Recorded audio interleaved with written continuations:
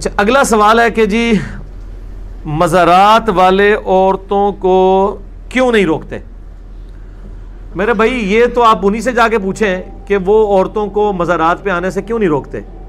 خود امام رضا بریلوی صاحب نے ایک کتاب لکھی ہے جس پہ انہوں نے لکھا ہے کہ عورتوں کی قبروں پہ حاضری حرام ہے، حالانکہ ہم نے صحیح الاسناد حدیث سے ثابت کیا ہے۔ آپ یوٹیوب پہ جا کے لکھیں عورتوں کی قبروں پہ حاضری، صحیح مسلم سے میں نے احادیث ثابت کی ہیں کہ عورتیں بھی قبروں پہ جائیں گی اور انہوں نے بھی درس عبرت حاصل کرنا ہے۔ البتہ ترمذی میں ابو داؤد میں ایک حدیث ہے کہ جو کثرت کے ساتھ عورتیں قبرستان جاتی ہیں ان پہ اللہ کے نبی کی لعنت ہے۔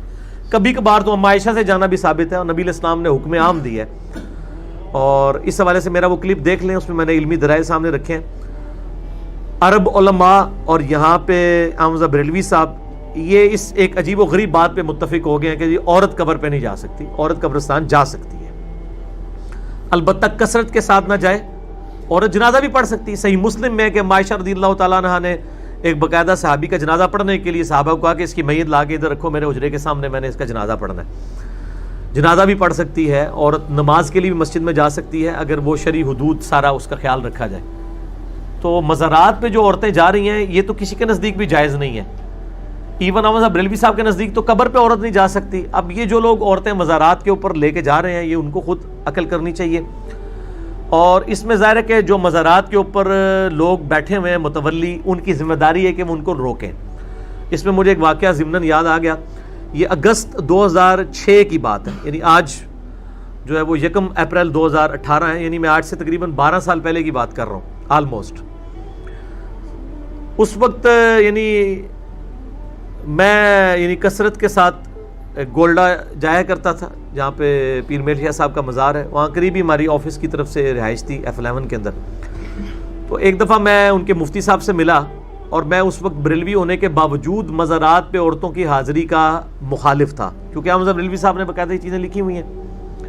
تو میں نے مفتی صاحب سے ریکویسٹ کی کہ یہ جو مزارات پہ عورتیں آ کے بالکل اوپر چڑھی ہوئی ہیں، مرد و عورت کا اختلاط ہے، اس کو آپ روکیں۔ تو انہوں نے کہا کہ جی ہماری تو ذمہ داری ہے، ہم نے دیکھیں بینر لکھ کے لگا دیا کہ عورتیں نہ مزاروں کے اوپر آئیں، ہم اس کے زیادہ کیا کر سکتے ہیں۔ تو میں نے ان کو پھر ایک کاؤنٹر کوسچن کیا، ایک بریلوی بن کے، بریلوی ہوتے ہوئے کوسچن کیا کہ مجھے یہ بتائیے کہ اگر یہاں پہ کوئی عورت آ کے اس صاحب مزار کو برا بھلا کہنا شروع کر دے اسی مزار پہ کھڑے ہو کے، تو آپ اسے روکیں گے؟ کہا ہم روکیں گے۔ میں نے کہا نہیں، آپ لکھ کے لگا دیں کہ یہاں پہ صاحب مزار بزرگ کو گالیاں دینا منع ہے، اگر کوئی آ کے دیتا ہے برا بھلا کہتا ہے تو آپ کی کوئی ذمہ داری نہیں، آپ ذمہ داری سے سبکدوش ہیں۔ کہتے ہیں نہیں نہیں ایسا تو نہیں ہوگا۔ تو میں نے کہا جو اللہ کو گالیاں دے رہے ہیں آ کے، شرک کرنے والا اللہ کو گالی دیتا ہے۔ سورہ مریم میں ہے کہ جو لوگ اللہ کے لیے بیٹا تجویز کرتے ہیں وہ اللہ کو اتنی بڑی گالی دیتے ہیں کہ قریب ہے کہ آسمان پھٹ پڑے، پہاڑ ریزہ ریزہ ہو جائے، زمین شک ہو جائے، ان دعوا للرحمن ولدا، کہ انہوں نے رحمان کے لیے بیٹا تجویز کیا۔ یعنی اللہ تعالیٰ کی توحید کا معاملہ اتنا سینسٹیو ہے کہ ایک بندہ قبر سے جب جا کے مانگ رہا ہے توحید کی وائلیشن کر رہا ہے نا، ایاک نعبد و ایاک نستعین کی وائلیشن کر رہا ہے۔ آپ کے جذبات اللہ کے بارے میں نہیں بھڑکتے، اپنے بزرگوں کے بارے میں بھڑکتے ہیں۔ تو خیر وہ خاموش ہو گئے، ظاہر ہے ہر ایک کی مجبوریاں ہوتی ہیں، تو اس طریقے سے یہ معاملات ہوتے ہیں۔ یہ چاہے تو روک سکتے ہیں، لیکن ان کے لیے توحید کی سینسٹیوٹی شاید اس لیول کی نہیں ہے، اس لیے ان کو اپنے بزرگوں کے خلاف بولنے والوں پہ تو غصہ آتا ہے، لیکن اگر کوئی قرآن و سنت کے خلاف تعلیمات پھیلا رہا ہو، توحید کے منافی باتیں کر رہا ہو، تو اس پہ وہ کہتے ہیں بس ہمارا کام صرف سمجھانا تھا، وما علینا الا البلاغ، لیکن اپنے معاملات میں وہ کہتے ہیں کہ نہیں نہیں نہیں نہیں ہم نہیں چھوڑیں گے۔ ہم تو صرف سمجھا ہی سکتے ہیں۔ باقی میرا مسئلہ نمبر 27 مزارات کے اوپر، گنبد خضرا پہ، قبروں کے احکامات پہ ڈیٹیل ہے، الحمدللہ لاکھوں لوگوں تک یہ ویڈیوز پہنچی ہیں، جسے شوق ہو تو وہ ضرور دیکھیں۔